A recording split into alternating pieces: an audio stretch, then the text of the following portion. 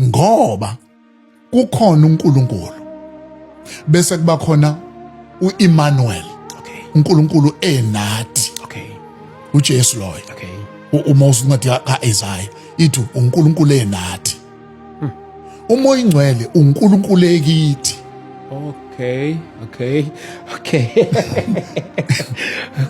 uNkulunkulu ekithi.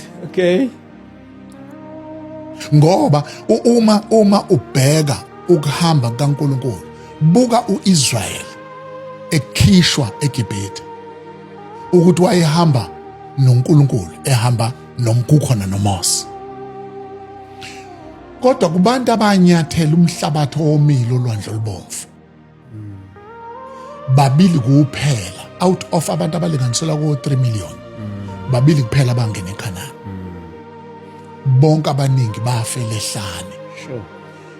Akungenanga abantu ababili eKhanani, kwangena inqwaba yabantu, kodwa kwangena abantu esibabiza ngokuthi ngama-wilderness children, abantu ababezalelwe ehlane abangalazi iGibhithe, kodwa ababelazi iGibhithe abaningi bafa endleleni.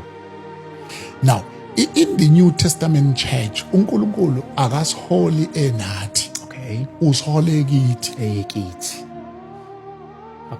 Uma simlandela akalandelwa yithi, usilandela yena ngathi.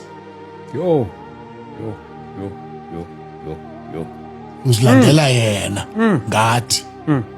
Uyabona? Iyo lento edala noma ufikelwa isikhathi sokukhathala izinto zikushaya, uthi ufuna ukuyeka kungayekeki. Ingoba vele lento akuwena oyilandelayo, uNkulunkulu uzilandela yena ekuwe. It's very deep. Le ndlela becomes difficult and rocky, at times very frightening.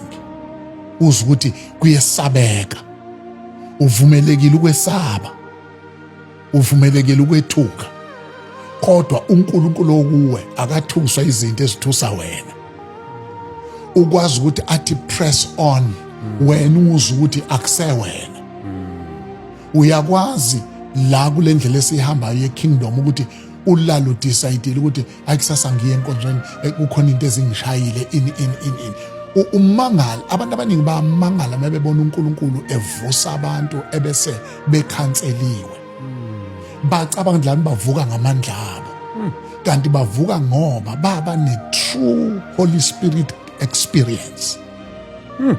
Umoya Ingcwele ngicela sima-understand ukuthi akadinwa i-disorder that is in your life.